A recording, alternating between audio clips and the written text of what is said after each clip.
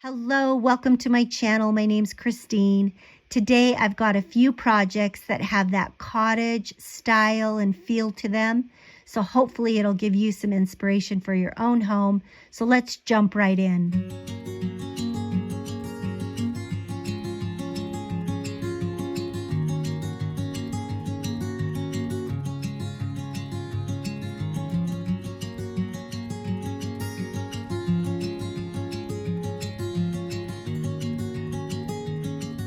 Okay, I'm starting off with these darling horses. And if you've been to my channel before, you probably have seen in a recent thrift haul that I found 3 of these wood rocking horses. They were all broken, so they needed a little TLC. So I started out by just removing the price tag and cleaning them up really well. I paid only $1.50 a piece for them, which I thought was such a great deal. But as I'm wiping them down, I can feel this dried, lumpy glue everywhere. So I definitely want to sand that off of them. I already love the creamy white color, but I also wanted to sand down to reveal a little bit of the wood underneath and give them that distressed appearance as well. The littlest one had some bells attached to it, so I just grabbed some pliers and gently pulled those out. And you can see after sanding, the paint is still there. It's just revealing some of the wood underneath, and it gives it that little chippy paint appearance. And then I grabbed some wood stain and applied that everywhere just to deepen the tone of the wood and give it that antique weathered appearance. Now it's time to put these back together, so I just applied some wood glue.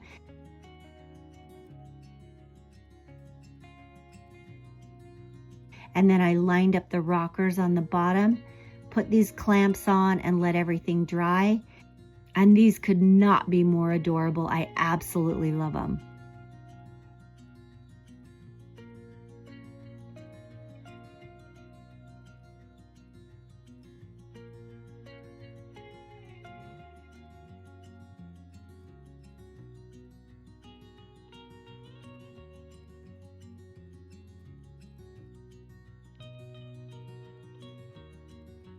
This next project is this cute little stool.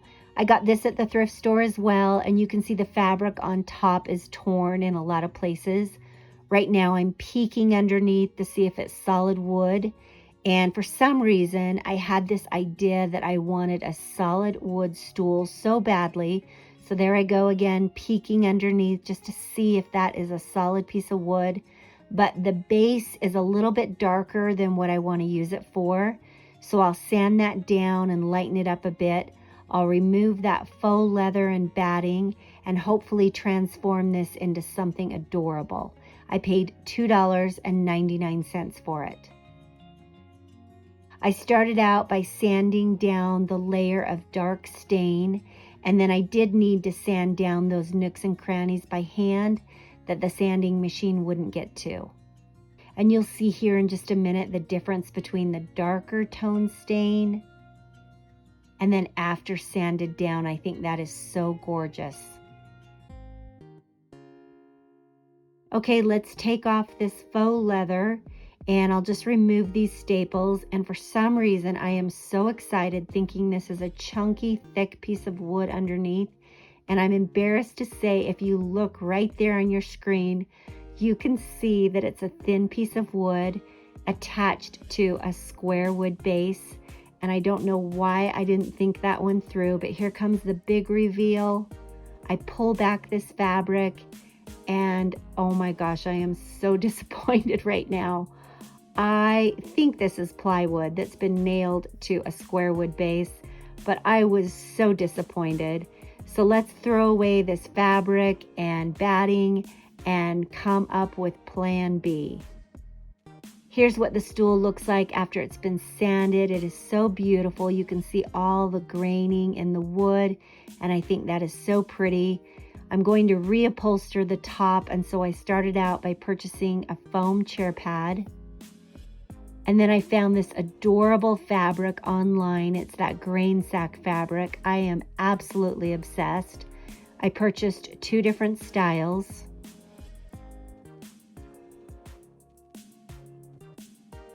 Here's what the stool looks like after putting a natural stain on it.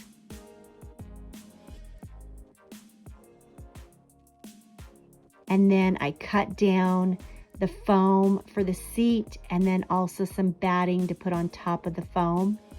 And here I am just laying each piece of fabric on top to see which one I prefer. I washed these wishing that I could lighten them up a little bit, and they did lighten up a little bit, but they also shrunk quite a bit. So if any of you are purchasing this fabric, it does shrink after you wash it. And then I picked the one that I wanted to use. I just measured to find the center and lined up the stripe with the center and staple gunned all the sides. And I am so happy that this was not a solid piece of wood underneath, because I love this adorable fabric and I love how this turned out. There's the top right there. I can use this in so many areas of my house.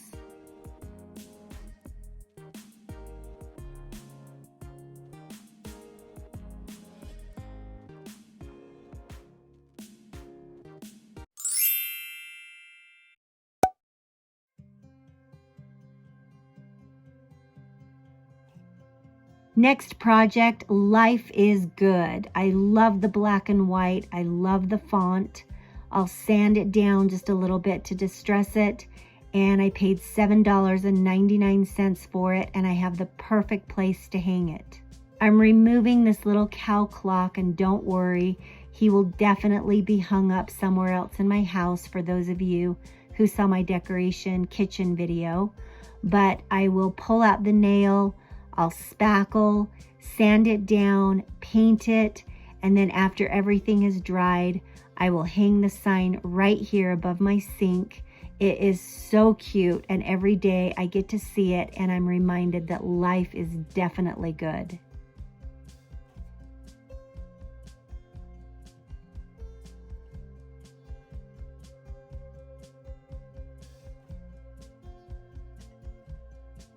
This next project are these cottage terracotta pots. And if you've seen my channel, I recently, a couple weeks ago, went to this adorable cottage store and they had all these planters outside. I'll show you in just a bit. But I was so happy because the week before I had painted these little pots and they looked almost identical. I'll show you here in a bit. But I'm going to show you a wet wash and a dry brush. They both have that cottage style look, but just ever so slightly different. So I'll try to show you both options. But for the wet look, I just used some white chalk paint and I have the sink. You can see the water's running there. I like to keep my brush nice and wet. I just paint that on. And then when you're doing the wet wash, you want to try and make sure to continue washing it on so that there's no drip marks. Although I gotta say, sometimes the water drip marks look awesome. I'm doing another project right now that I'll show you next week on a different pot that it just has a different style to it, but when you let the water drip down and dry, it looks amazing. So I'll show you that next week. But for these pots, I just want to paint it on and then I'll dab off with a towel any excess that I don't want on there. You cannot go wrong. Honestly, if you want them more white, just use a little bit more white paint.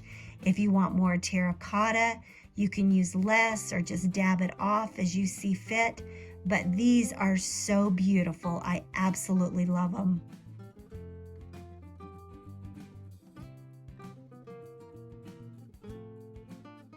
And I love pairing them sometimes with these different colored bottoms. I think it just makes them pop a little bit more. And for the dry brush method, I'm also using white chalk paint. And you just want to make sure that when you dip your brush in the paint to unload it onto a towel or a paper towel, just to get rid of any excess paint. And then just lightly brush against the terracotta pot. I'm just using a really gentle hand to just get that on there very lightly. Here's the first one that I used a little bit of water on. And then the second one that I used a lot of water. You can see some water marks are on there. And then the last one, which is the dry brush. They all have the similar cottage look, but slightly different to each of them.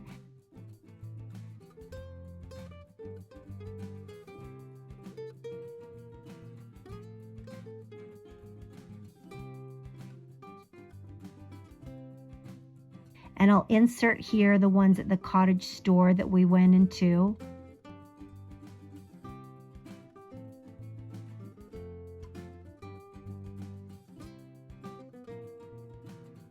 And I love how these turned out so much.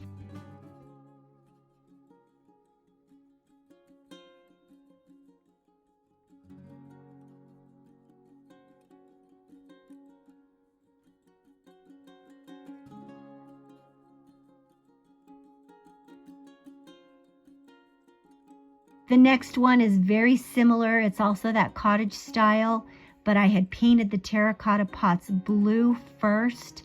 One is blue and one is gray underneath. And then I just used the dry brush method on both of these. And I love how these turned out as well. And I'm putting them on my blue weathered hutch. So just to give a little bit of color to them and just to give you a different idea of what they look like with a little bit of color on them.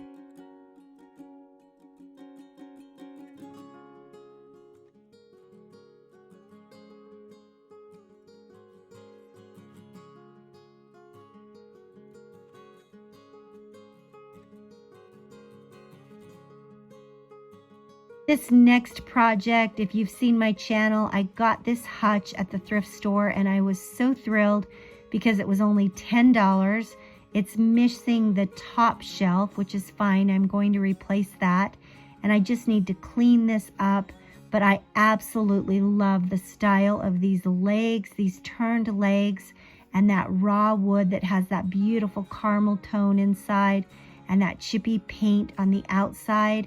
And so first things first, I went to the hardware store and purchased some wood and measured it to have it cut down to the size of the shelf.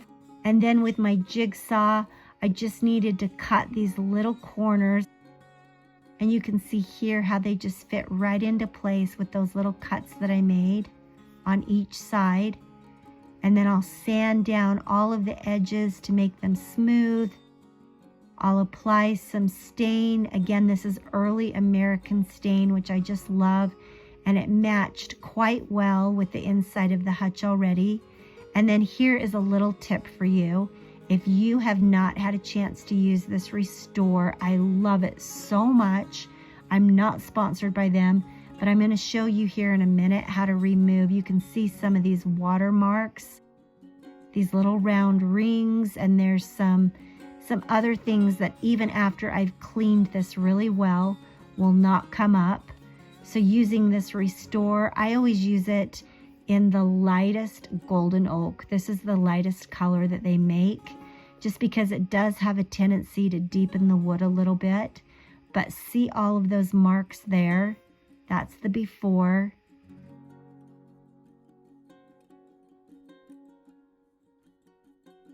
And then after you apply this, just gives it that rich tone, and it restores, just like the name, it back to such a beautiful wood. It won't remove that little paint mark, but all of those little water rings are now gone, and I love this. If you haven't had a chance to use it, I definitely recommend it.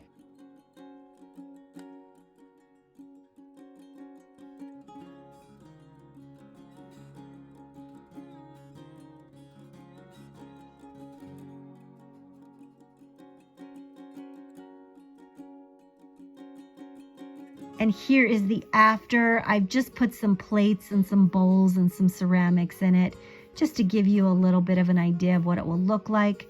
But I am going to use this in my guest room that I'm making over for some linens and towels and sheets and blankets. And it looks so cute. I'm absolutely so thrilled with how this turned out.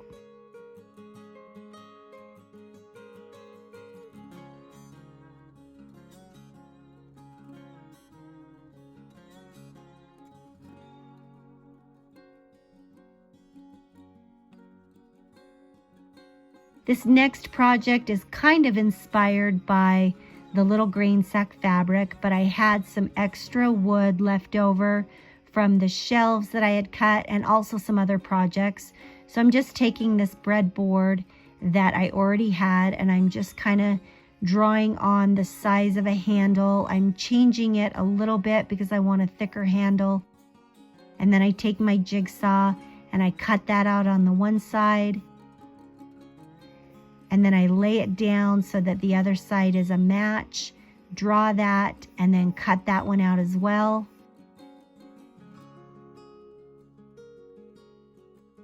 And then I sanded that down really well for the first one.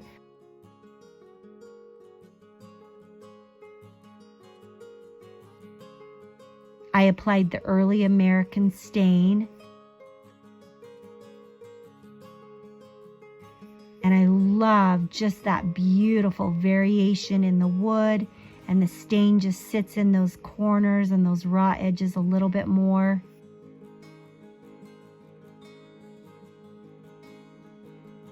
And then the second one I cut out with just a thicker handle. I wanted something a little bit different. And for this one, I painted it with white chalk paint. I did, I think, 2 coats on this. And then I just taped it down and applied a really light pale blue to mimic that grain sack pattern.